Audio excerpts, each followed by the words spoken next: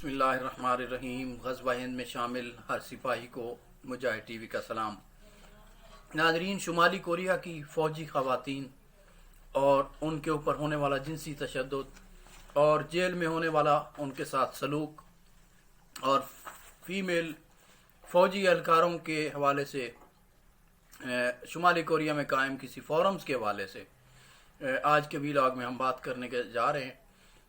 Video دیکھنے سے پہلے مجاہد ٹی وی کو سبسکرائب کریں، بیل آئیکن کو پریس کریں تاکہ ہر آنے والی ویڈیو آپ تک بر وقت پہنچ سکے۔ شمالی کوریا کی فوج میں خواتین فوجیوں کے مسائل کے بارے میں بات کرتے ہوئے لی سیون ایک سابق فوجی خاتون ہیں۔ ان کا کہنا ہے کہ خواتین فوجیوں کے انسانی حقوق کے مسائل کو سننے کے لیے کوئی بھی فورم نہیں ہے۔ خواتین جنسی زیادتی سے متعلق پریشان ہیں۔ ایسا میرے ساتھ نہیں ہوا، لیکن کمپنی کے کمانڈرز نے اپنے کمرے میں کچھ خواتین سے جنسی زیادتی کی تھی۔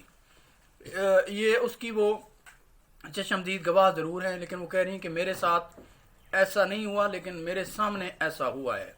وہ کہتی ہیں کہ مختلف یونٹوں میں سال سے 3 بار ایسے ہو جاتا ہے۔ کمپنی کے کمانڈر کی طرف سے جنسی استحصال کی بہت سارے واقعات کا علم ہے مجھے، اور اس کو وہ بتاتے ہوئے کہتی ہیں کہ وہ خواتین فوجیوں کو یا تو فوج سے نکال دیتے ہیں یا ان کی ترقی روک دیتے ہیں۔ ہماری حفاظت کے لیے یہ ہمیشہ خطرہ بنا رہتا تھا۔ اب بات کرتے ہیں، یہ تو تھی وہ اپنے آفیسرز کی طرف سے یہ جنسی ہریسمنٹ کے، جس میں وہ کہتے تھے یا تو ان کو فوج سے نکال دیا جائے گا یا ان کو ان کی ترقیاں روک لی جائیں گی۔ یہ کہہ کر ان کے جو آفیسرز ہیں وہ اپنی جونیئرز یا نئے ریکروٹمنٹ جو ہوتی ہے، نئے بھرتی ہونے والی خاتون جو ہوتی ہیں فوجی، ان کے ساتھ وہ زیادتی کر لیتے ہیں، اور اس کا کوئی قانون بھی نہیں ہے اور اس کو رپورٹ بھی نہیں کیا جاتا۔ اس کے بعد آ جاتے ہیں اب جیل میں فوجی خاتون جو ہوتی ہیں یا کوئی بھی خواتین ہیں شمالی کوریا میں، ان کے ساتھ تشدد کی کیا صورتحال ہے، یہ رپورٹ آپ کے سامنے رکھنے جا رہے ہیں۔ لی سیون نے 10 سال فوج میں کام کیا۔ انہوں نے 28 سال کی عمر میں فوج سے ریٹائرمنٹ لے لی۔ وہ دوبارہ اپنے خاندان سے ملنے پر بہت خوش تھیں۔ بعد میں انہوں نے جنوبی کوریا جانے کا سوچا، لیکن ان کی سرحد پار کرنے کی پہلی کوشش میں وہ پکڑی گئی اور جیل چلی گئی۔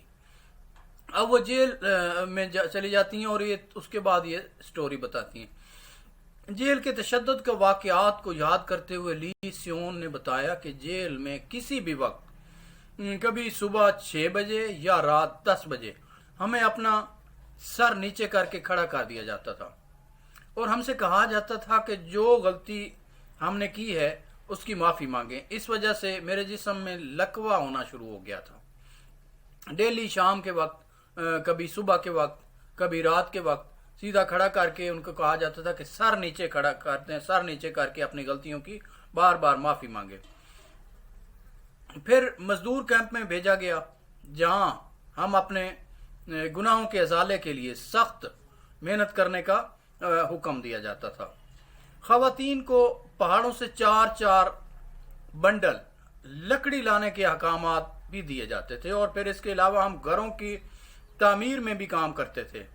بہت مشکل کام کرنے کے بعد بھی ہمیں پانی پینے کے لیے نہیں دیا جاتا تھا۔ یہ ناظرین شمالی کوریا میں ہونے والے مظالم کی بات ہے کہ جو جیل میں قیدیوں کے ساتھ روا رکھا جاتا ہے۔ یہ لی سیون جو ہے یہ جیل میں جانے کے بعد اپنے واقعات ناظرین کے ساتھ شیئر کر رہی تھی۔